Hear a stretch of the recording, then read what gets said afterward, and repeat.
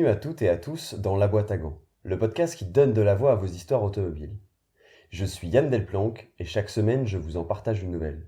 Aujourd'hui dans cet épisode hors série, j'ai le plaisir de recevoir Mohamed Nedati, fondateur de Motors Legend. Je ne vous en dis pas plus et je vous laisse découvrir son parcours de vie au sein duquel l'automobile a une place de choix. Vous retrouverez toutes les automobiles et les références auxquelles Mohamed fait allusion sur Instagram @dbg_podcast. Je vous souhaite un bon épisode. Salut Mohamed. Bonjour Yann. C'est vraiment un plaisir, je suis super content de te recevoir dans la boîte à gants. Plaisir partagé de te recevoir à Épernay, capitale du Champagne. Et pas que du champagne, on va le voir. Est-ce que tu peux te présenter un peu en 2 mots ? Je m'appelle Mohamed Nedati. Je suis né en Alsace, à Bach, entre une petite ville du Bas-Rhin, coincée entre Strasbourg et Colmar. J'ai bientôt 50 ans, ça faut pas le dire. Ça fait quelques années que je suis dans l'automobile, et c'est une passion qui existe depuis tout petit. Et c'est justement ce qu'on va voir dans cet épisode. Donc tu m'accueilles, comme tu le disais, aujourd'hui dans ta concession d'automobile haut de gamme Motors Legend, à Épernay, dans la Marne. Et tu vas nous raconter donc ta longue carrière dans l'automobile, en France et ailleurs. Et aussi, bien entendu, ta passion, parce que t'es avant tout un passionné pour l'automobile depuis l'enfance. Justement, raconte-nous un petit peu le contexte dans lequel tu grandis. Tout petit, parce que j'ai des origines de l'autre côté de la Méditerranée. Mon grand-père était concessionnaire Berlier. D'ailleurs, c'était quelqu'un de très connu près d'Alger. D'ailleurs, on l'appelait Moustache. Et c'était le seul habilité à réparer les camions Berlier qui servaient à l'exploitation pétrolière et de gaz dans le Sahara, dans le sud algérien. Donc moi, tout petit, je devais avoir 77, j'avais 6 ans. J'ai commencé à conduire les premiers véhicules sur les genoux de mon grand-père, c'était des camions. Et donc je passais mes journées à traîner dans les pattes de mon grand-père, à le voir réparer des camions avec les moyens du bord, parce que l'Algérie était un pays avec beaucoup de restrictions à l'époque, dans les années 70, aujourd'hui je ne sais pas comment ça se passe, et je le voyais réparer des choses impossibles, des vilebrequins, des bielles qu'il ressoudait, il refaisait des pièces lui-même. Et c'est dans cette ambiance que j'ai grandi. Et puis là est venu que j'ai toujours d'ailleurs, l'intérêt et l'admiration des gens qui savent travailler sur les moteurs et au-delà de tout ça, l'automobile en général. Je crois que tu me disais d'ailleurs que le premier véhicule que tu as conduit, c'était un Berlier. Oui, c'était un Berlier de 1953. C'est le même Berlier qui avait servi dans le film, je crois, Le Salaire de la peur, et puis un film avec Belmondo, et puis avec Lino Ventura à l'époque, le titre m'échappe là. Et c'était exactement ce camion-là, c'était un Berlier 6.6, et c'est le premier véhicule que j'ai j'ai simplement tourné le volant, mon grand-père s'occupait des manettes. Tu touchais même pas les pédales. Mais pour moi, j'avais conduit le camion. Et j'étais fier de moi. Et pour rester un peu du côté de ta famille, je crois que tu avais aussi 2 oncles qui étaient concessionnaires Peugeot, c'est ça ? C'est ça, j'ai 2 oncles, les frères de ma mère qui ont été, maintenant ils sont à la retraite, qui étaient concessionnaires Peugeot en Algérie. Donc on passait nos journées soit dans l'atelier camion, soit chez les tontons, dans les voitures, et puis avec mon petit frère, je me vois encore, on s'imaginait faire des routes à traverser l'Europe ou l'Afrique en voiture. D'ailleurs, j'ai un de mes oncles qui a fait le Dakar, un des premiers Dakar à l'époque. C'était sur une 4x4 Peugeot qu'il avait faite lui-même. Putain, génial. Comment il s'appelait ? Mon oncle c'était Rabat et Ahmed Agboudi. Ok. Ça, faudrait regarder. Faut regarder. À l'époque. J'ai regardé, moi. Je savais pas, tu m'avais même pas dit ça. Mais donc, qu'on mette les choses au clair, t'as pas grandi en Algérie. Non. T'as grandi en Alsace. En Alsace. Et explique-nous un peu justement, parce que donc, là, ce dont on a parlé, c'est plus les vacances, finalement. Tu vois, c'était les vacances. Ouais. Et donc, tu grandis en Alsace, comment cette passion, commence à naître très jeune? Ça commence par quoi? Très jeune, ça a commencé avec les mobylettes. Ouais. Avec mon frère qui est 2 ans mon cadet, on s'amusait à à trafiquer les mobylettes, parce que bon, 45 km/h, ça allait pas assez vite. Donc lui, il était très fort là-dedans pour tirer la puissance maximale de ces engins. Après, il y a eu la moto, les motocross, parce qu'on habitait à la campagne. Là aussi, on s'amusait dans les vignes, dans les champs, parce que j'étais dans une région viticole déjà, en Alsace. Et puis, dès 18 ans, l'impératif, c'était le permis. Ouais, parce que t'es en campagne, et si t'as pas le permis, tu bouges pas et tu vis pas ta vie. J'étais à 30 km de Strasbourg, donc pour aller en ville, 30 km de Strasbourg, 25 km de Sélestat, qui est la ville moyenne la plus proche, qui fait, je crois, 25 ou 20 000 ou 25 000 habitants, je crois, à l'époque. Donc il fallait impérativement un moyen de locomotion. D'ailleurs, c'est un sujet qui est toujours d'actualité aujourd'hui. Totalement d'actualité, on y reviendra peut-être après. C'est quoi tes premières voitures? Parce que donc t'as ton permis à 18 ans, clairement, limite 18 ans et un jour, quoi. J'exagère à peine, je pense. Non, c'est parce que j'étais en internat, donc je pouvais prendre des heures de conduite que les samedis après-midi. Ouais.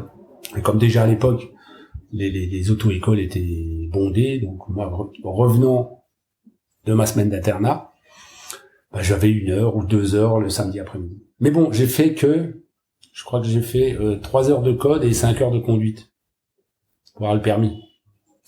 Parce que je roulais déjà oui, t'avais déjà un peu en cachette. Des petites bases, quoi. Ben voilà. Et ma première voiture, oui, c'était une R30 V6 TX. J'avais envie de me faire plaisir. Oui, parce que je travaillais pendant les vacances et l'objectif, c'était d'avoir une voiture et je ne voulais pas de petite voiture. Pour des questions de sécurité. Mmh. J'étais toujours en admiration et d'ailleurs encore maintenant. Hein.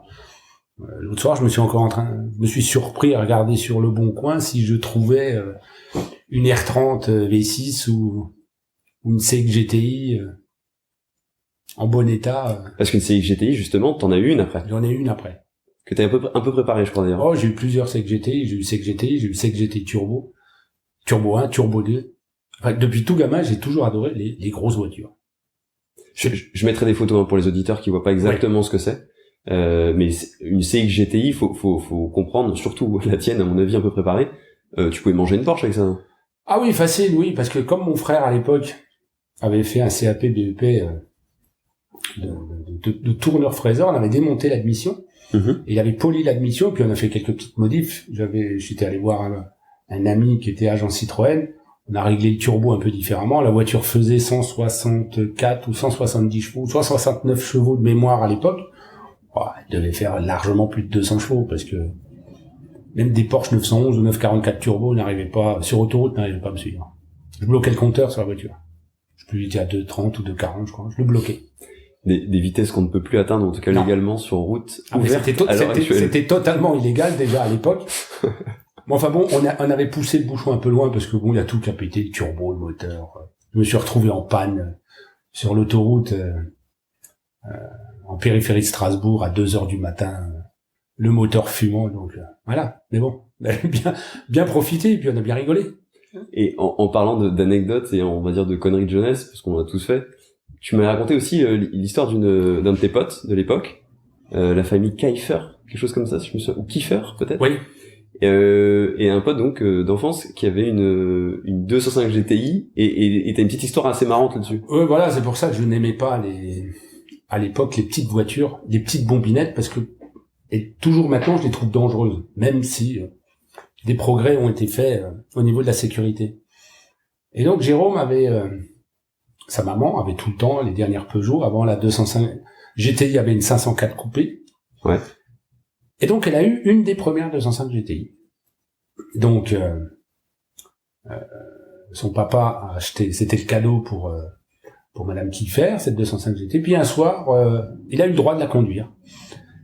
Et donc on est partis ensemble, il est sorti, et puis il a voulu il voulait un peu m'impressionner, montrer ses compétences de conduite.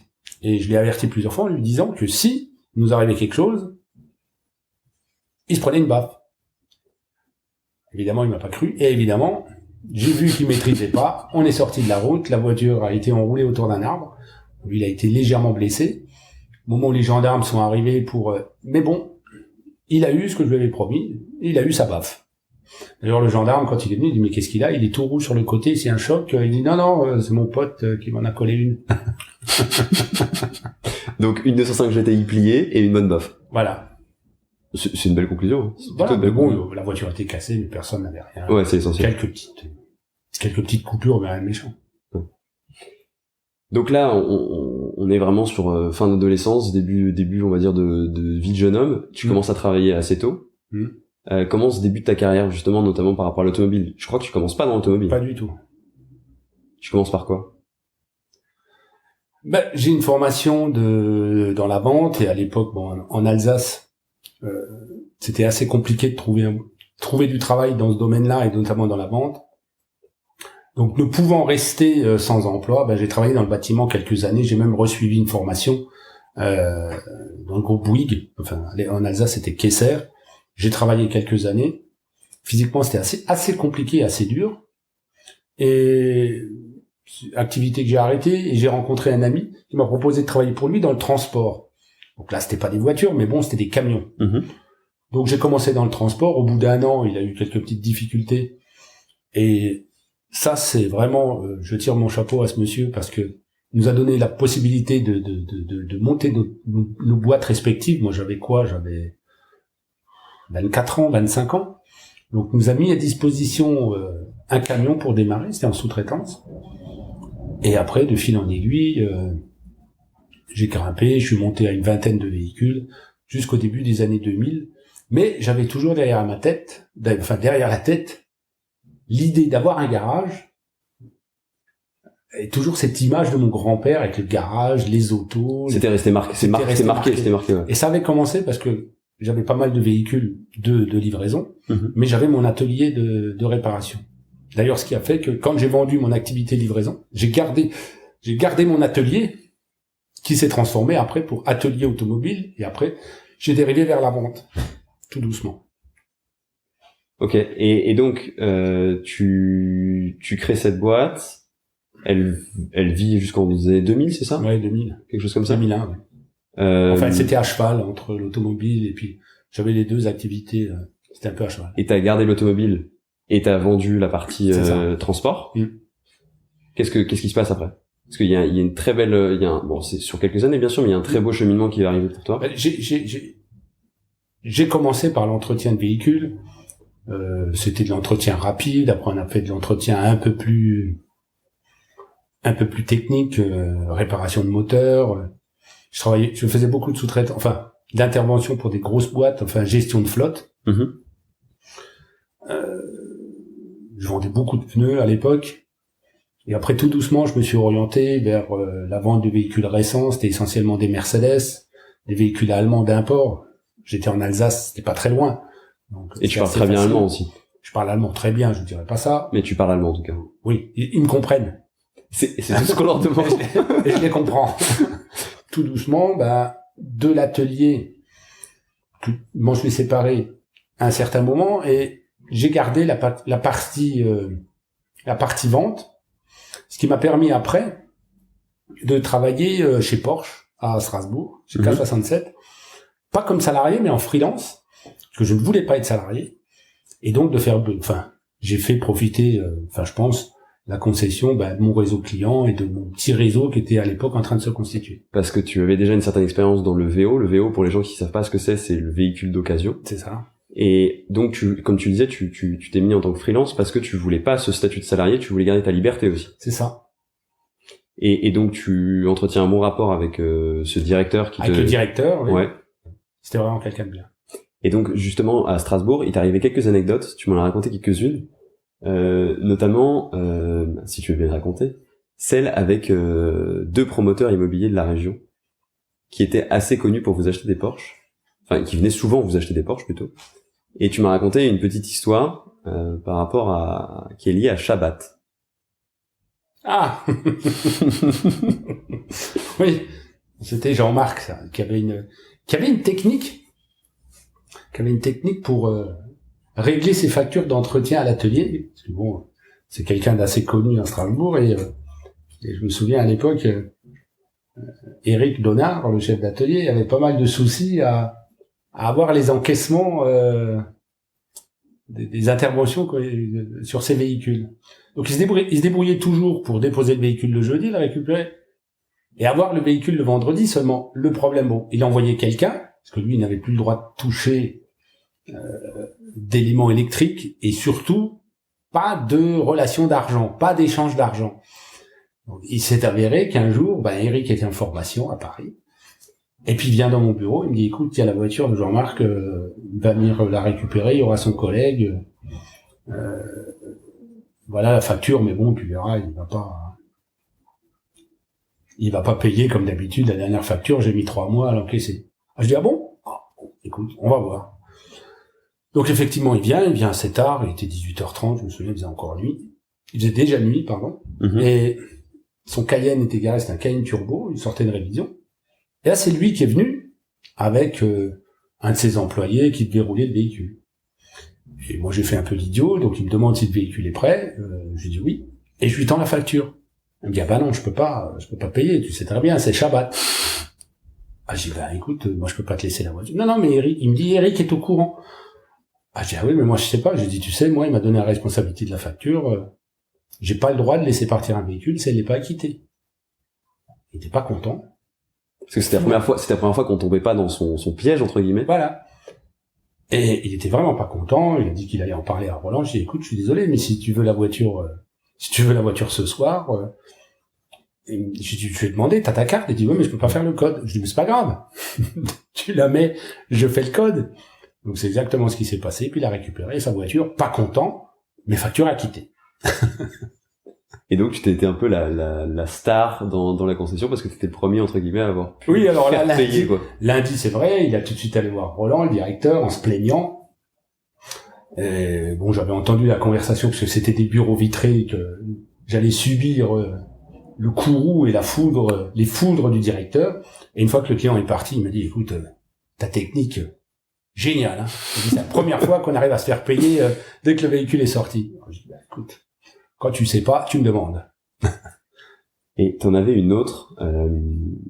Alors là, il faudrait que... Alors je sais pas, si, je pense que ça correspond à la même période. Est-ce que si je te dis une Cayman, donc Porsche Cayman, hein, pour les gens, encore une fois, on parle que de Porsche, hein, parce qu'on est de concession Porsche, qui sort en 2004, la Cayman, et tu as un industriel du bois laminé, si je me souviens bien, pour être exact, qui vient te voir et qui te fait une demande assez spécifique. Alors c'était pas un Cayman, c'était un Boxster. C'était un Boxster, ben tu vois, ouais. J'ai mal noté. C'était un Boxster qui avait un an ou un an et demi de stock, qui était neuf. Ok. Et donc le prix, on avait mis un prix super intéressant, c'était le prix d'une occasion, seulement le véhicule n'avait pas roulé, il n'avait jamais été matriculé. Et donc il y a ce monsieur qui était intéressé pour ce Boxster. Bon, le prix était déjà intéressant, il m'a demandé de faire un effort. Et moi j'avais vu avec Roland, je lui ai dit écoute, on se coupe encore un doigt et puis comme ça il est dehors. Il m'a dit bon ok d'accord. Donc je remplis le bon de commande. Et le client me dit alors cette voiture, alors je vais revenir samedi avec ma femme, mais il faudra faire comme si on ne s'est jamais vu. Alors, je n'ai pas tout de suite compris. Je fais un peu l'idiot. Je dis pourquoi vous voulez lui faire la surprise? Et là il me dit non, le Boxster c'est pour ma copine et je viendrai samedi pour acheter un Cayenne, c'est pour ma femme. Et ok, je fais le bon de commande et effectivement le samedi, monsieur vient avec son épouse pour commander le Cayenne. Et il avait peur que je fasse une boulette, tout ça, mais bon, finalement c'est lui qui a fait une boulette en me disant qu'on allait se revoir, mais ça concernait pas le Cayenne, ça concernait le Boxster que je devais livrer le mercredi après le samedi. Après, je sais pas comment il s'est arrangé avec son épouse, mais je crois qu'elle s'en est pas rendue compte. Enfin bon, c'est des petites histoires comme ça. Et parmi d'autres histoires, t'as eu aussi quelques petites stars qui sont, enfin de petites stars, des stars tout court, qui sont passées par chez toi. Oui, alors à Strasbourg à l'époque, oui, parce que Roland Sommer était ami avec Sébastien Loeb, donc Sébastien, il venait généralement le samedi passer à la concession. À l'époque, il était 4 fois ou 5 fois champion du monde. Super sympa. Il passait, il payait le café à tout le monde. Il nous emmenait, à l'époque, je me souviens, c'était la sortie de la 997 Turbo phase 1. Il avait emmené toute l'équipe de la concession aller faire un tour sur les routes derrière la concession avec Sébastien Loeb, ça décoiffe. C'est Tu m'étonnes. Tu m'étonnes. Qui c'est qu'il y avait encore? Il y avait Mehdi Bala aussi. Mehdi Bala, c'est un athlète. C'est un athlète champion du monde, champion olympique, qui était client. Évidemment, on était à concession Porsche à l'époque. Il y avait pas mal de joueurs de foot du Racing. Comme je suis pas très branché foot, j'ai pas retenu les noms. Et puis il y en avait qui devaient jouer soit dans des équipes nationales de leur pays respectifs, ou alors des je crois qu'il y avait, comment il s'appelait, Franck Sauzet. Tu m'avais pas parlé aussi de Galas et de Petit, mais c'est peut-être une autre époque, non? Non, ça c'était à l'époque, c'était juste avant. Okay. Petit, oui. Alors ça, Petit, ça, c'était quand j'avais mon garage atelier, on lui avait installé des écrans dans sa Bentley, et Galas, oui, c'était pour une histoire de pneus qui n'arrivait pas à trouver. Ça, c'était dans mon garage à l'époque, c'était avant Porsche. Ouais. Ok. Et donc avec la concession de Strasbourg, ça s'arrête à un moment, donc parce que il y a une divergence de position, et même en fait il y a plus vraiment de place pour toi. Mais comment ça se poursuit pour toi l'aventure Porsche? Oui, alors chez Porsche, chez Classe 67 à Strasbourg, j'avais sympathisé avec le business manager de l'époque, le business manager chez Porsche, mais il venait, si tout se passait bien, il fixait les objectifs. Il me proposait aussi des véhicules, ce qu'on appelait les VDI, les véhicules de Porsche France, véhicules de démonstration qui pouvaient se retrouver dans les salons. VDI, c'est pour véhicules de démonstration, c'est ça? Ouais, véhicules de démonstration interne, je crois, à l'époque, c'était leur appellation. Et Olivier est devenu, au fil du temps, un ami, et il m'avait proposé de partir à l'étranger, parce que Porsche s'implantait, notamment au Maroc. Et donc, moi, j'avais le projet de partir, de changer d'air, pensant que l'herbe était un peu plus verte ailleurs. Et donc, de fil en aiguille, après, grâce à son réseau, je me suis retrouvé au Maroc, et directeur de la concession à Marrakech de Audi Volkswagen, et on devait introduire Porsche dans cette concession. Ouais. Donc, je me suis retrouvé directeur là-bas à gérer plus d'une centaine de personnes. Évidemment, j'avais comme supérieur, c'est le propriétaire de la concession, mais je gérais de A à Z la concession, que ce soit les vendeurs, les techniciens, la partie financière, la partie comptable. Donc là, on est en 2007-2009, voilà, quelque chose comme ça? Ouais, 2007-2009. Ok. On est à cette période-là. Évidemment, Marrakech, pour beaucoup de Français, c'est paradisiaque. Les palmiers, le soleil, les piscines. C'est clair. Les vacances, quoi. Les soirées torrides de Marrakech. Bon, moi, j'y avais pas le droit parce que bon, comme j'étais un peu considéré comme un notable, et c'était les directives du propriétaire. Et comme j'avais comme client, j'avais quand même des dignitaires, procureurs du roi, le wali, enfin des personnes assez importantes, des gros industriels, des chefs d'entreprise très importants. Donc, dans les endroits de fête, moi, on m'y voyait pas trop. Mais ce qui fait qu'on a quand même bien profité de cette période et de cet endroit-là avec mon épouse Olivia et mes enfants. Et pour la petite anecdote, t'as appris l'arabe là-bas. Ah oui. Malgré mes origines, je ne parlais pas l'arabe. Je parle plus facilement l'alsacien que l'arabe. Et l'arabe, je l'ai appris là-bas. D'ailleurs, ça fait rire ma mère parce que tu m'étonnes. Marocain et algérien, c'est pas tout à fait la même chose. C'est clair. Et des fois, quand je parle, elle comprend pas. Alors soit je me prononce mal, elle me dit non, tu prononces à marocaine. Chez nous, c'est pas comme ça. Enfin bon, c'est une petite remarque qu'elle fait un malin plaisir de me faire parce qu'elle dit vous n'avez même pas appris l'arabe. Et c'est pas la seule petite anecdote que t'as à ce sujet, parce que donc c'est une autre culture, clairement, vendre une voiture à Marrakech, même si toi ton but, on t'avait demandé d'exporter la manière dont tu pouvais vendre en Allemagne ou en France là-bas. Imposer le corporate, oui. Exactement. C'est quand même une autre culture. Et tu m'as raconté notamment un moment un vieil homme qui se présente à toi pour acheter un Cayenne Turbo. Ouais, il se présente pas tout à fait à moi parce qu'il y avait une équipe de 6 vendeurs. Ok. Le vendeur le plus ancien qui était aussi comment il s'appelait, Mohamed Khamari, c'était un ancien vendeur Volkswagen à Los Angeles, et puis il est revenu au Maroc. Donc, il faisait partie de mon équipe. Et vient me dit, écoute, j'ai un client, il veut acheter un Cayenne, parce qu'il y en avait deux qui étaient arrivés, un Turbo et un V8. Donc on a un magnifique Cayenne Turbo, qui valait à l'époque là-bas 2 200 000, 2 300 000 dirhams, ce qui fait pas loin de 200 000 euros, beaucoup plus cher que chez nous en France, parce qu'à l'époque, ces véhicules-là allaient dans les 160, 170 en France. Donc la plus-value, enfin la différence était notable. C'est pour des raisons fiscales, hein, c'est ça? C'est pour une raison de la fiscalité marocaine, oui, notamment les taxes à l'importation. Il y a aussi les coûts de transport qui sont intégrés dedans. Donc les véhicules sont un peu plus chers là-bas. Et donc ce vendeur me présente un monsieur qui vient, avec l'habit entre guillemets traditionnel marocain, avec une djellaba, les barreaux, je m'en souviendrai toujours, et me dit, monsieur veut acheter un Cayenne turbo. Il est intéressé par le Cayenne. Bon, j'essaye d'en savoir un peu plus, parce que je sais bien que l'habit fait pas le moine, et là, en l'occurrence, l'habit ne faisait pas du tout le moine, parce que il me dit qu'il est intéressé pour acheter le Cayenne. Et puis moi, intrigué, je lui dis, mais tu sais combien ça coûte? Ça vaut 2 millions 200 000 dirhams. C'est beaucoup d'argent. Il dit, mais t'inquiète pas, j'ai vendu un terrain. C'était à l'époque où il y avait une euphorie immobilière, du moins sur les terrains à Marrakech, et puis les terrains qui valaient quasiment rien quelques années avant se vendaient à prix d'or. Et là, il y avait une fortune avec ça.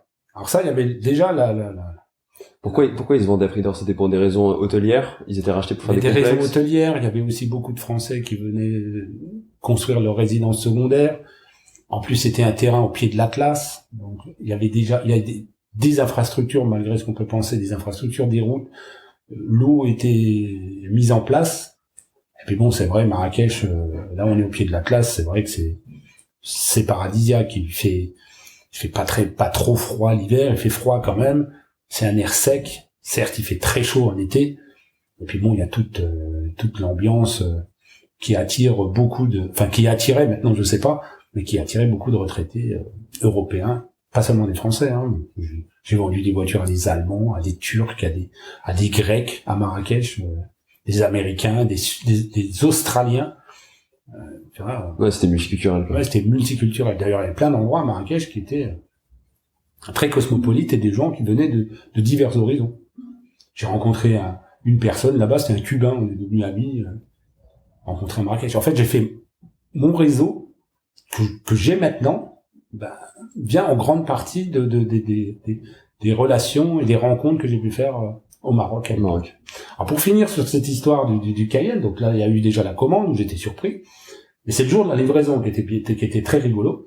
Donc il vient chercher son véhicule, le vendeur et le client et son fils viennent dans mon bureau avec 2 sacs de sport. Et dans les sacs de sport, il y avait 2 200 000 dirhams en billets de 200 dirhams.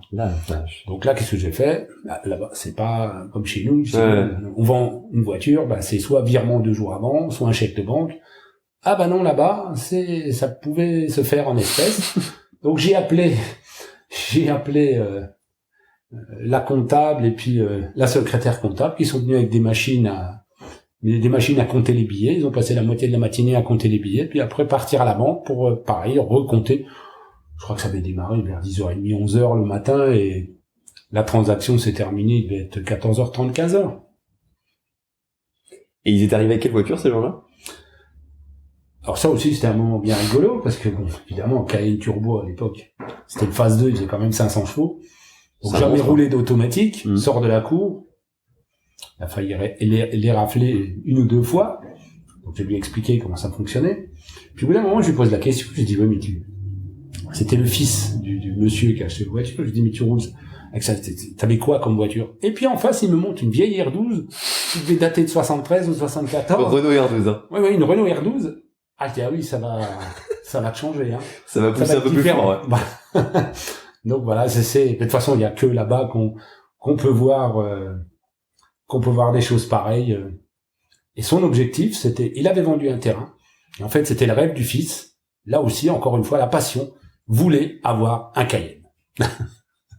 Non, mais c'est pourquoi pas, j'ai envie de te dire. Enfin bon, le delta, le level, il est sacrément différent, hein, entre la R12 au Cayenne Turbo. Ah ouais, il y a pas de transition. Il y a pas que le logo qui change, c'est clair. Il y a quelques chevaux en plus, t'as des technologies en plus. Bon, ouais, là, c'est le jour et la nuit, clairement. C'est le jour et la nuit. Comment ça se poursuit pour toi l'aventure au Maroc? Donc, après Porsche, qu'est-ce qui s'est passé pour toi? Ça, c'était fin 2009. D'accord. En fin 2009. Et donc là, à Marrakech, j'ai monté une société d'importation de véhicules américains. D'ailleurs, c'est ce qui m'a permis d'avoir mon réseau aux États-Unis. Je me suis déplacé plusieurs fois à Miami. Grâce à un ami qui était mon relais là-bas, j'ai importé des véhicules neufs américains directement au Maroc. Alors, contrairement à la France, c'était plus facile d'homologuer ce type de véhicule au Maroc qu'en France. Il y avait juste une histoire de fiscalité qui était un peu plus élevée, mais au niveau homologation, c'était très facile. Il faut dire que c'est super compliqué en France, vraiment. Ah oui, et ça va l'être de plus en plus. Ouais. Bon, on en reparlera un petit peu après si tu veux. Et donc, cette boîte, elle dure quoi, 2-3 ans, quelque chose comme ça? Oui, après il y a eu, alors, bon, courant 2011, il y a eu le printemps arabe, des attitudes, des comportements là-bas qui ont un peu, fait un peu peur à ma femme. Donc fin 2011, on a décidé de partir. Et donc nous sommes revenus dans un premier temps au mois de janvier, parce que bon, évidemment, on quitte Casablanca. Janvier quelle année là, tu m'as dit? 2012. 2012, ok. En fait, on est parti en décembre 2011 pour arriver en 2012 dans la région bordelaise, à Saint-Estèphe. Pourquoi cette région? Nous venons d'Alsace, parce que ma femme, ayant vécu au Maroc, et Casa, elle a adoré, proche de la mer, pas d'hiver quasiment, l'hiver fait 15 degrés. C'est clair. Voulait pas remonter dans le nord de la France, se retrouver avec des températures froides. Elle voulait pas racheter de suite, quoi. Voilà. Donc on s'est installé dans un premier temps à Bordeaux. J'ai tenté de monter une activité là-bas, mais là-bas, je connaissais personne. Et c'était quand même un peu éloigné, parce que bon, Saint-Estèphe, c'est un tout petit village, même si le nom est très connu pour la qualité de ses mains, c'est un tout petit village où si on veut dynamiser ou créer quelque chose, c'est un peu compliqué, c'est quand même assez loin de Bordeaux. Et ma femme, elle fait un métier artistique, elle est éventailliste, elle fabrique des éventails, a beaucoup de sa clientèle sur Paris. Donc on a essayé de trouver quelque chose plus proche de Paris. Bien sûr. Et au mois de juillet 2012, on a décidé, par l'intermédiaire de mon frère, qui m'a trouvé aussi par relationnel, quelqu'un qui avait une maison à Épernay. Moi, je ne voulais pas habiter Paris, parce que je ne suis pas du tout tu veux pas être dans une grosse ville, d'accord. Non, ça va. On l'a fait avec Casa. Casa, c'est aussi grand que Paris, j'étais pas bien. Donc, on m'a convenu de venir à Épernay. Épernay, c'est à 1h15 de Paris. Il y a des trains, il y en a un train toutes les 2 heures qui chez Épernay. Je l'ai pris pour venir te voir, donc voilà. Je vois bien. Donc, ma femme, pour son activité, ça ne posait aucun problème. Et puis moi, dans cette petite ville, ça m'allait très bien. En peu de temps, un peu comme mes habitudes, j'ai essayé de créer des connexions. Et puis, ce qui me va bien, c'est que les Marnais ressemblent un peu aux Alsaciens. Ce sont des gens un peu froids au début, mais dès qu'on les connaît un peu, sont extrêmement chaleureux, accueillants, conviviaux. Il y a le champagne. Donc voilà, la plupart des ventes chez moi... C'est des bons vivants, c'est ça? Oui, c'est des bons vivants. Ouais. La plupart des ventes chez moi, quand c'est des locaux, ça se termine avec soit un blida, c'est des petits verres de champagne qui ressemblent à des verres de thé, ça s'appelle des blidas. Ok, je connais pas. Ou alors une petite coupe de champagne. De toute façon, même chez moi, dans ma concession, il y a toujours une bouteille de champagne. Pour fêter la vente, quoi. Toujours. Ou s'il n'a pas le temps, il l'aura dans la voiture. Il l'aura dans la voiture. Mmh.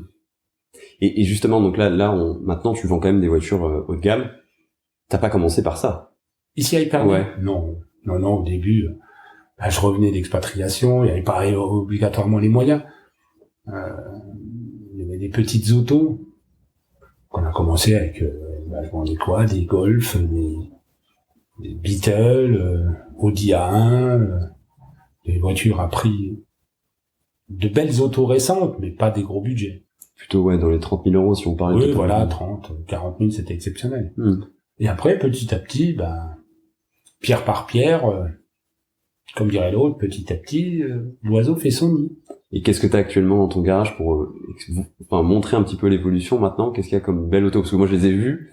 Je peux pas transmettre ce que j'ai vu, mais qu'est-ce que t'as actuellement de sympa un petit peu dans le garage? Tu parles de laquelle? Celle non, qu'on a mais pu essayer ce matin Je parlais pas de celle-là, parce que pour petite anecdote, on a essayé une 607 qui est avec plus ou moins 300 000 km, donc un peu, elle avait une belle vie, sûrement autant que moi d'ailleurs, à peu près le même âge que moi. Non, je pensais plus à des voitures, tu sais, un peu italiennes, quoi. Oui, il y a quelques Ferrari, oui, là, j'ai une F12 d'un client qui doit repartir. J'ai 2 Scuderia en stock, là, en ce moment. J'ai de l'Evente, dont un Trofeo, AMG GT, Corvette C7 Stingray, Porsche 997 4S, ça, c'est du classique. Là, normalement, doit arriver une Aventador, SB Roadster, neuve. Voilà, après d'anciennes Ferrari, 612 Caglietti, 355, j'ai aussi une 1000C, mais celle-ci elle est en dépôt. Alfa Romeo. Je mettrai encore une fois des photos et etc. pour toutes ces images parce que peut-être qu'on va vite pour certaines personnes, mais retenez juste que c'est que des belles voitures pour les avoir vues.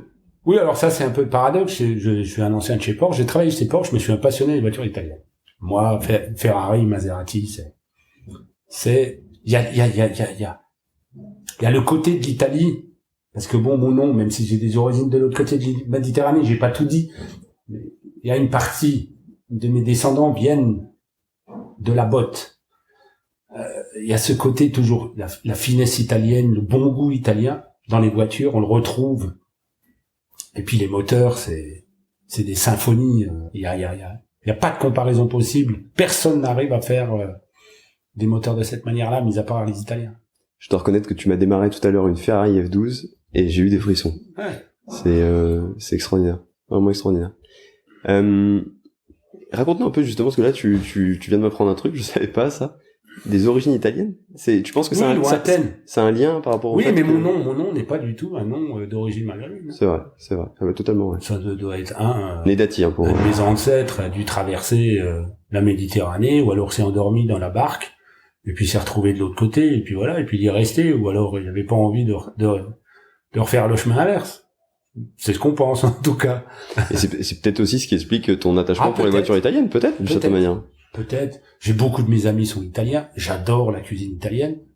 Bon, ma femme n'est pas italienne. Elle est à moitié alsacienne et moitié espagnole. Mais, ouais, il y a toujours une langue latine, on va dire. Tu sais, il y a quand même beaucoup de confusion. Non, mais, pour avoir été plusieurs fois, et là, tout à l'heure, t'as eu au téléphone un de mes meilleurs amis, Robertino, qui m'a fait découvrir des aspects, et notamment l'Italie automobile. Parce que bon, on est allé quelques fois à Maranello. Tiens, peut-être à l'occasion, je t'emmènerai là-bas, visiter le musée Ferrari, visiter le musée Lamborghini à Santa Gata. C'est formidable. Et là aussi, ce sont des gens qui sont, on le sent que c'est avec le cœur. Là aussi, c'est pareil, c'est dur de conquérir ou d'avoir l'amitié de ces gens-là, mais une fois qu'on l'a, ils sont fidèles, loyaux, jusqu'au bout. Et j'ai toujours fonctionné comme ça. Et ça me va bien. On est dans une époque où l'information est très facile d'accès, donc on a beaucoup d'informations sur certains véhicules, sur certains produits, mais à côté de ça, ce que j'essaye de développer, il n'y a pas que l'aspect vente et technique de la voiture, c'est le rapport humain, c'est la proximité, d'autres passions qui peuvent être partagées. Moi, j'ai une autre grande passion, c'est la gastronomie. J'ai énormément d'amis cuistots un peu partout en France. Et moi, quand les beaux jours arrivent, c'est hop, je saute dans la voiture avec Olivia. Bon, les enfants maintenant sont grands, ils se débrouillent tout seuls. Et puis tiens, on va voir Deligny, alors Stéphane, voilà, c'est des chefs. Et là aussi, tu vois, il y a des passions qui se combinent bien. Bien sûr. La gastronomie, généralement, c'est avec le vin. D'ailleurs, on l'a vu ce midi. On l'a testé ce midi. C'était très bon, ceci. Mais on a mangé un kebab, en fait. C'est pour ça que je dis ça. Oui, mais bon. On pouvait pas faire autrement. Ben, ça, c'est Covid oblige. Ouais, sinon, je t'aurais fait découvrir quelques stables sympathiques. Ouais.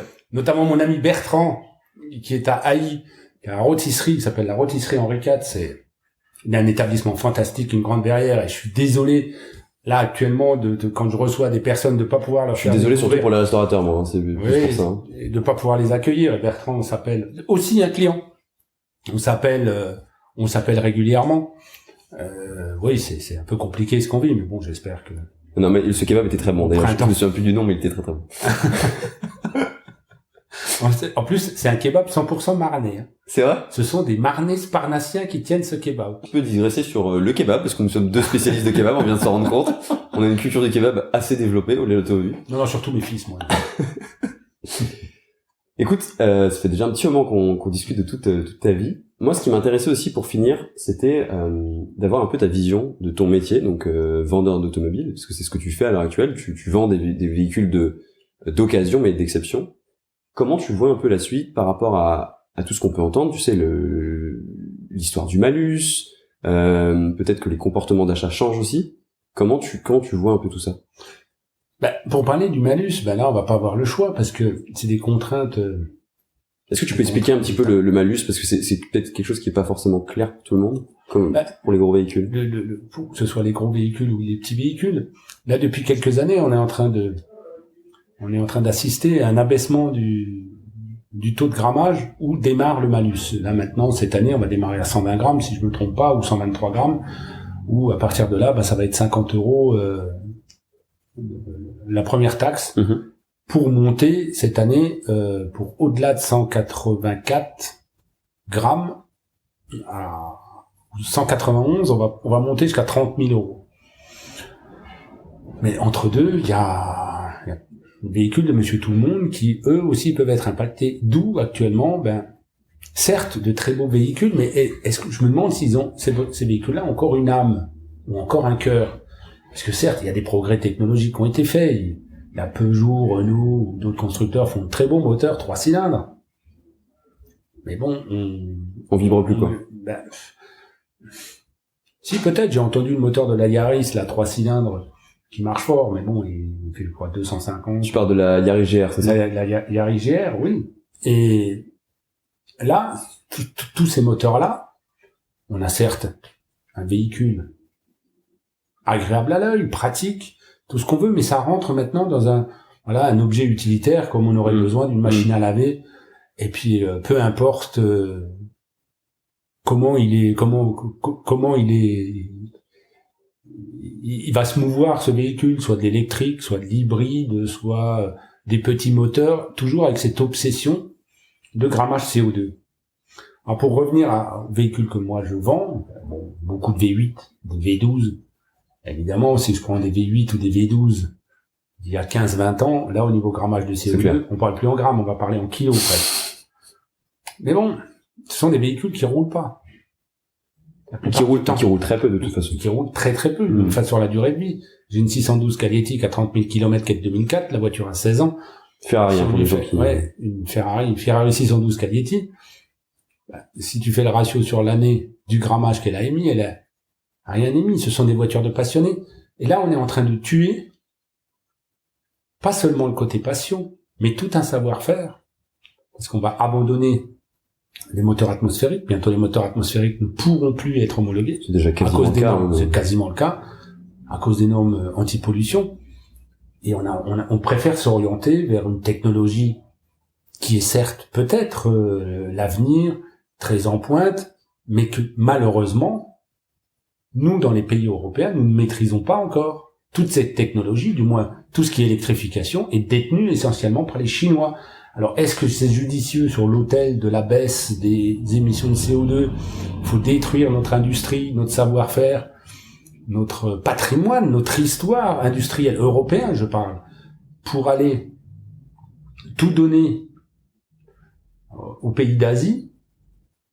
Je sais pas, ça aurait pu, mais ça aurait dû mériter réflexion. Tu poses la question, quoi. Ouais. Et pour en revenir à ce qui te concerne peut-être encore un peu plus, le métier de vendeur automobile, comment tu vois la chose? Tu trouves qu'il y a peut-être une différence de comportement d'achat, même de clientèle pour toi? Disons que la clientèle, moi j'ai commencé à vendre des voitures à l'époque où il n'y avait pas Internet. On vendait des voitures, on avait 2 ou 3 supports. Il y avait Top Cars, il y avait les annonces automobiles à l'époque, il y avait un peu l'Argus, on mettait des voitures sur la centrale, et voilà comment on vendait les voitures. Et puis le moment où la voiture était annoncée, le moment de la parution, il s'est écoulé une semaine. Là, actuellement, on vit dans la société d'instantanéité de tout. Donc on met la voiture en annonce sur la centrale, sur le bon coin, 2 secondes après, elle est en annonce, on a des appels, tout se fait à distance. Il y a comment dire un côté assez égoïste maintenant au niveau des vendeurs. Ça, il faut, enfin, du moins dans la grande majorité, parce que bon, c'est loin, ne connaissent pas, et puis il s'est passé tellement de choses sur Internet là ces dernières années avec ce type de vente, que de toute façon le client, lui, maintenant ne cherche pas à faire la différence, part de toute façon sur le principe à la base méfiant dès le départ. Ouais. Donc en fait, avant ça, il y a tout un travail de mise en confiance, et c'est même pas de mise en confiance, c'est de prouver que le produit qu'on propose est irréprochable. Mais là, on atteint des niveaux d'irréprochabilité qui ne sont quasiment impossibles. On nous demande un niveau d'exigence sur des véhicules anciens. J'ai des véhicules qui ont 20 ans, qui sont parfaitement entretenus, qui ont un historique parfait, mais malgré ça, on nous demande encore plus. En fait, tu veux dire que t'as des comportements de personnes qui achètent une voiture, par exemple, qui a effectivement un vécu, comme si la voiture était neuve et qu'elle sortait de concession. Voilà, ça c'est un peu dommage. Ouais. Et des fois passent à côté de certains plaisirs, simplement pour des informations mises sur Internet qui sont pas obligatoirement vraies, et la plupart du temps ne sont pas vraies, Ouais. qui n'ont pas eu la possibilité de le vérifier, et passent devant un plaisir qui ne s'accorderont pas, ou alors se tromperont sur leur choix. Je vais te donner simplement un exemple, notamment chez Porsche, que je connais bien. Oui, C'est ces véhicules, je pense que ta carrière en parle. ces véhicules-là d'occasion, j'en ai vendu quelques-uns. À une certaine époque, on avait le carnet. Si on n'avait pas le carnet de la Porsche, carnet d'entretien, aucune importance. La voiture, fallait qu'elle présente bien. T'as moins de contrôle technique. Là, je te parle ça, c'était dans les années 80, fin des années 90, début 2000.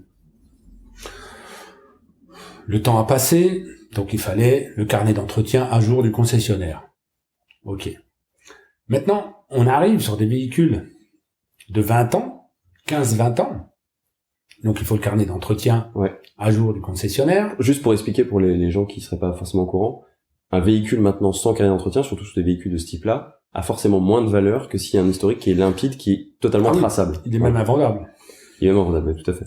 Il est même invendable. À se demander si certains clients n'achètent pas plutôt un carnet qu'une voiture. Ouais, tout à fait. Alors après, il y a eu l'époque où on nous demandait toutes les factures d'entretien. Ouais. Chose que moi je fais maintenant. Si j'ai pas mes factures, Du coup, tu prends pas, parce que tu sais d'expérience. Je prends pas, je sais que bon, après je vais devoir vendre mon véhicule. Ouais. Maintenant, on nous demande des éléments qui peuvent être changés, notamment ces histoires d'IMS, ces histoires il y a eu aussi la période du PIWI.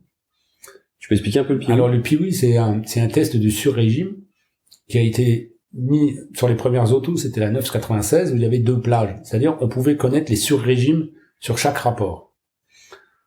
La 997, et là je pense que Porsche a un peu tiré une balle dans le pied avec ça. Sur les boîtes mécaniques, on pouvait connaître les sur-régimes si un rétrogradage avait été raté, si le véhicule pouvait dépasser 9005, 9000, 9005, 10005, 11000 tours, donc ça faisait une plage 3, 4, 5, 6. Je vais pas rentrer dans les détails, c'est assez technique. Donc à un moment sur les forums, ils ont lancé qu'il faut demander ce fameux test, qui est vrai dans certains cas, si il y a des plages trop élevées et trop fréquentes, peut entraîner la casse du moteur. Okay. Et bon, il peut arriver que quelqu'un loupe une vitesse, ou alors c'est un signe que le véhicule a fait du circuit. Mais sur les véhicules généralement typés route, c'est extrêmement rare, ou alors c'est une vitesse qui est ratée. Et la plupart des gens ce qu'ils ne savent pas, c'est que si un véhicule a une place 5 ou une place 6 sur une 997, si le véhicule a fait plus de 300 heures après cet événement-là, on peut considérer que tout va bien et qu'il n'y a rien eu. En règle générale, Porsche, pour faire valider la garantie, ce qu'il faisait au cours de la révision, faisait passer une caméra pour voir si les pistons ou différents éléments, notamment les soupapes, tout ça, n'étaient pas abîmés dû à ce sur-régime, ou s'il n'y a pas eu un emballement du moteur, pour voir s'il n'y avait pas les prémices d'un éventuel dégât. Donc le roi Internet a décidé qu'il fallait systématiquement le PIWI pour tous les véhicules, et des fois on a pu louper des ventes pour ces histoires de PIWI, est-ce que présent ou pas présent, enfin bon, tu dirais pas d'une certaine manière que effectivement c'est bien que les gens s'informent avec sûr, mais il y a peut-être une tendance à généraliser des choses qui ne sont pas généralisables, c'est ça, et à pas réfléchir en fait au cas par cas, quoi. C'est ça. Et l'autre aspect qui a bien changé, Et j'en parlais justement avec un ancien collègue qui était mon remplaçant quand j'ai quitté Porsche Strasbourg. On en parlait justement. C'est justement le changement d'attitude du client. À l'époque, les clients étaient ravis, étaient très enjoués à l'achat d'une voiture.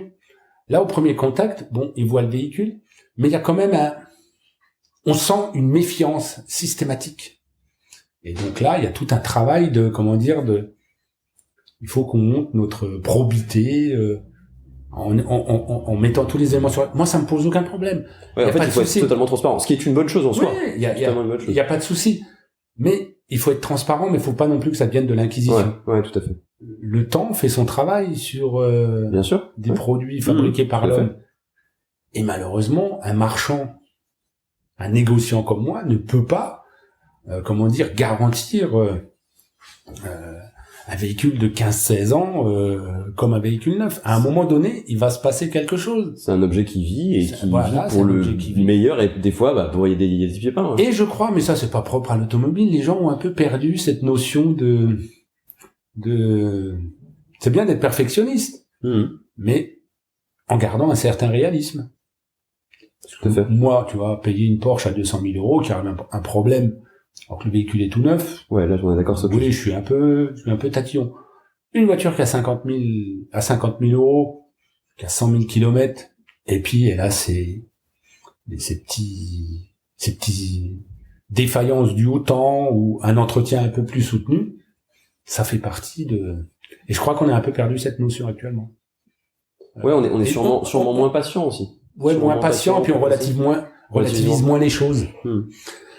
Et surtout, c'est vrai que là actuellement sur la voiture, surtout sur les voitures, les derniers moteurs atmosphériques, c'est vrai qu'on le sent chez les clients, il y a ce côté passion et passionnel.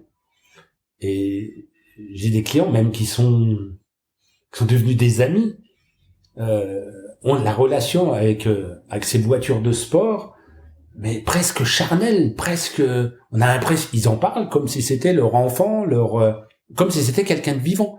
Il faut surtout pas qu'il arrive quelque chose. Ça me fait penser à un ami, justement, il est venu un samedi après-midi catastrophé.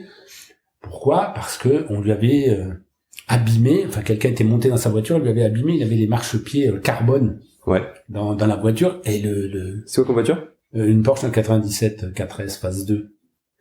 Le carbone était rayé. Bien équipé pour avoir le seuil carbone. Ah ouais, t'es bien équipé. C'est moi qui l'ai vendu. Ouais. C'était une belle voiture. Et puis Arnaud, il me dit, ouais, maman, regarde. Je dis, écoute, je vais essayer, je vais voir. Ah non, ça part pas. Il me dit, mais il va falloir que je change. Combien ça va me coûter? Je dis, mais t'inquiète pas. J'ai dit, mais la voiture d'aspect. Ouais, mais purée, mais il était malade. Ouais. Et j'ai dû le rassurer, mais t'inquiète pas, ça va bien. Comme le docteur, quand l'enfant, il a un petit rhume, ou il est tombé, il s'est fait une écorchure, c'était à peu près pareil. N'hésitez pas à aller voir docteur Mohamed Nedati. Alors c'est bon. Non, je suis pas docteur là-dessus. Non, pas du tout. Je dis, mais t'inquiète pas, c'est rien. Mais écoute, je vais m'en occuper, et puis, on va faire ce qu'il faut.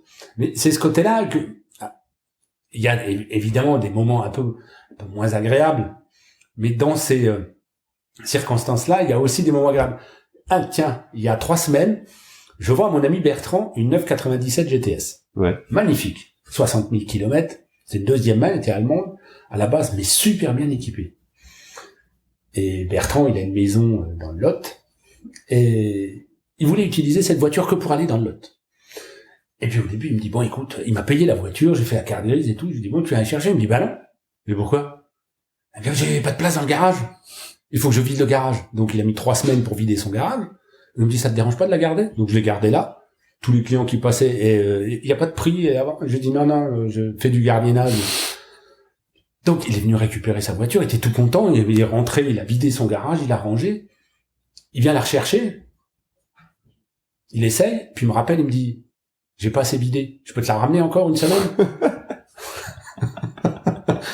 Je dis, ouais, pas de problème, ramène-la. J'aimerais bien savoir ce qu'il y avait dans son garage, quand même. Il devait avoir vraiment beaucoup de choses. Il a des motos aussi. Ah, ok, d'accord. Okay, il a des motos, donc à mon avis, il a dû la poser chez son frère, cousin, là, dans le coin. Ouais. Et puis une semaine après, il revient, il me dit, ouais, c'est bon, normalement ça passe. Donc, Il y va, il part. Un quart d'heure après, je l'appelle. C'est bon, elle rentre? Ouais, nickel, parfait. Je sais pas si on s'est appelé ces derniers temps, parce que bon, les restaurateurs, là, sont un peu moins occupés en ce moment. Il m'appelle, il me dit, écoute, tu sais, devant, il est catastrophé, là. J'ai un problème avec la Porsche, je lui dis, dis-moi. Tu sais, devant, radiateur, là, il y a les radiateurs devant dans le pare-choc, il me manque les grilles. Ouais. Je dis, il y en a pas. Ah bon? Qui me répond? Je dis, ben non, il y en a pas. C'est comme ça. Ah ouais. Ah, j'ai dit, ah, maintenant tu l'as autour, maintenant tu l'as chez toi, dans le garage, tous les matins tu fais le tour. Il me dit, ah ouais. Il me dit, tu sais, l'autre matin, j'arrivais pas à dormir. Je me suis levé, en robe de chambre, il a ouvert le garage, et puis il a fait le tour de la voiture, et puis il est monté dedans. C'est trop bien, je pense que je ferais la même chose si j'avais une grande voiture, clairement. Et puis c'est une manière aussi d'apprécier la voiture, t'es pas obligé de forcément l'apprécier en conduisant. Et il m'appelle le matin, il me dit, ouais, tu sais, j'ai fait ça, et puis j'ai dit, et j'ai pensé à toi, j'ai dit, purée, je suis quand même super content. Ah, je suis content. Non, c'était son rêve. Ouais, bien son sûr. rêve, il a mon âge, Bien sûr. il a 50 ans, il a mon âge, son rêve, c'était d'avoir une Porsche. Et ça faisait des années qu'il me le dit. J'ai dit, t'inquiète pas, Bertrand, le jour où il en a une belle, et il l'a vue, celle-là. Il me dit, elle est bien, celle-là? Je dis, oui, celle-là, elle est bien. C'est une GTS, en plus. Donc. Bah écoute, Bertrand, si t'écoutes ce podcast, je partage ton Je vais rêve. lui envoyer, tu verras. Je partage ton rêve. En plus, il est génial. Tu vois, je vais te dire, j'ai le double de ton âge. Mhm. Et je suis, moi, ça me touche beaucoup que la jeune génération soit toujours aussi passionnée par les autos, malgré tout ce qui est fait actuellement sur toute la politique de car bashing qu'il y a sur l'automobile actuellement, qu'elle est sale, qu'elle pollue, mais avant tout, une voiture, c'est un moyen de liberté, d'évasion, de découvrir, de voir plein de choses. Tu sais, j'ai en tête, tu De voyage, vas dans la tout à fait, montagne de voyage. Il y a aussi l'aspect technique, la technologie, le gain de puissance. Après, on va dans la compétition, c'est chercher la performance, l'efficience. Je pense que chacun peut y trouver en fait son compte parce que t'as différentes visions d'automobile, différents aspects exactement. qui peuvent plaire ou moins d'ailleurs. Parce que moi, par exemple, tu vois, typiquement, si on prend cet exemple-là, je suis beaucoup moins technique que toi. Clairement, tu me mets les mains dans un moteur, je ferais pas grand-chose, honnêtement. La puissance, c'est pas forcément quelque chose. Forcément, tu me mets une Ferrari F12 avec un V12, je trouve ça magnifique. Oui. Mais je m'éclaterais tout autant avec une voiture beaucoup plus légère, avec un petit moteur qui marche bien, tu vois. Une A110, moi, c'est un truc. Oui. Tu vois. Mais à côté de tout ça, tu vois, il y a plein d'aspects au niveau marketing, au niveau publicitaire. Tu sais qu'au niveau publicitaire et même styliste, ma femme, elle est dans le style, elle est dans la mode. Énormément de ses collègues s'inspirent du milieu automobile. C'est clair. C'est quand même pas mal. Donc, et puis derrière tout le patrimoine, c'est quand même quelque chose qui a été créé en Europe. Et là, on est en train de casser un patrimoine, de casser notre passé, notre présent, comment sera notre avenir. Et moi, moi, ça me touche beaucoup qu'il y ait la jeune génération, qui continue à faire battre ce cœur de la passion automobile, de l'auto, de belles autos. Parce que bon, là, t'as vu des belles autos, mais avant tout, au départ, c'est un coup de crayon, c'est un artiste qui a fait ça. Bien sûr, il y a toute une histoire derrière. Il y a toute une histoire derrière. C'est pas simplement un objet qui sert à se rendre d'un point A à un point B en passant par un point C ou D. Il y a aussi la manière de faire les choses. Il y a beaucoup de personnes aussi. En fait, moi, c'est pour ça que c'est tout l'objet de ce podcast. C'est les histoires, aussi des gens en fait qui sont derrière, qui soient derrière ces voitures ou après quand la voiture vit sa vie en fait. Et effectivement, moi, je t'avoue que je suis de nature très optimiste. Donc, je sais pas exactement comment, parce que personne n'a la réponse de comment va évoluer l'automobile, ou en tout cas, celui qui me dit ça, je serais un peu sceptique, parce que c'est encore trop flou, il y a encore trop de possibilités. Mais je suis sûr qu'il y aura toujours une place pour la passion, parce qu'on est encore beaucoup trop, tu vois. Là. Oui, mais tu vois, tu découvres l'automobile, enfin le monde automobile. Mais là, à côté, bon, ok, il y a les vendeurs, mais à côté de ça, il y a tous ceux qui sont derrière. Tu sais, moi, j'ai des amis carrossiers, tauliers formeurs. Je t'assure, c'est des artistes. Bien sûr. Alors, tu vois, ce sont des personnes qui peuvent paraître un peu bourrues, elles sont brutes de décoffrage. Mais quand tu les vois au travail, ils mettent tout leur cœur, c'est incroyable. Moi, j'ai mon ami Jean-Paul, qui lui fait plutôt dans la compétition. Là, il est en train de reconstruire. Il a reconstruit d'ailleurs une bébé Le Mans de A à Z, qui a été validée par Ferrari. Bébé Le Mans, Ferrari, ouais, tu vois. Ouais. Et là, il est en train de reconstruire une AC Cobra. Bon, il est champion de France en compétition. Il roule un peu, véhicule quoi. historique. Non, il roule pas, il est préparateur. Okay. Pour un client à lui. Ces voitures roulent pas mal en tout cas. Ah oui, ces voitures roulent pas mal. Et là, il est en train de reconstruire. Je te montrerai les photos. Une AC Cobra, tout aluminium. Donc Shelby, Une Shelby. Incroyable. Il forme l'aluminium au marteau et puis Pour les gens qui voient pas, tu es en train de faire le geste du marteau. Je regardais là Jean-Paul, c'est formidable. Et l'automobile fait partie des métiers artistiques où à partir d'un morceau de matière, arrive à en faire une œuvre d'art. C'est comme ça que moi je vois l'automobile. C'est pas simplement un objet qui sert d'aller à un point A à un point B et qui va émettre X grammes de CO2. Voilà. L'automobile, c'est ça. C'est comme ça que je le vois aussi, et j'espère que ce podcast, modestement, permettra de transmettre un peu ce que chacun peut vivre, parce que chacun vit des émotions différentes à travers l'automobile. Et de toute façon, il y a toujours des histoires. Qu'on soit passionné ou pas, il y a toujours des histoires derrière. J'ai un ami ici à Épernay qui est vachement connu, qui est sellier, Jean-Philippe Duval, qui a fait la sellerie de toutes les Porsche, 356, spécialiste 356. Tu amènes une coque 356 repeinte, désossée, te refait toute la sellerie, la moquette, c'est magnifique. Mais il fait un boulot, Jean-Philippe, des fois, je passe le samedi matin, j'ai pas trop de boulot, je passe chez lui, j'apprends. Mais on salue Jean-Philippe. J'ai pas le temps, malheureusement, de rester pour venir le voir, mais j'aurais bien aimé. Tu reviendras. Je reviens. Mohamed, je pense qu'on va s'arrêter là, parce que sinon, je pense que vous avez bien compris, on pourrait parler encore pendant des heures et des heures. Je te dis à très bientôt, parce que je vais revenir, tu l'as dit. J'y compte bien. Dès que tous les restaurants seront ouverts, et les maisons de champagne aussi, parce que il y en a des caves. Hein. C'est vrai qu'il y a du champagne, il faudrait que je le goûte quand même, celui-là. Bon, t'as pas ouvert les robinets, mais ça coule au robinet. Ça m'étonne pas du tout. À plus, Mohamed. À bientôt, Yann, avec plaisir. Ciao. Salut. J'espère que cet épisode vous a plu. Si c'est le cas, n'hésitez pas à le partager ou encore à mettre un avis, un commentaire sur Apple Podcast ou iTunes. Ça m'aide énormément à gagner en visibilité. D'ailleurs, j'ai décidé de vous lire un commentaire à la fin de chaque épisode. Cette semaine, c'est Louis qui écrit « Je ne suis qu'un amateur dans le domaine automobile, mais je dois avouer que ces premiers podcasts sont très intéressants, professionnels, et que l'on accroche directement sans s'arrêter. Hâte d'entendre les prochains, good job !»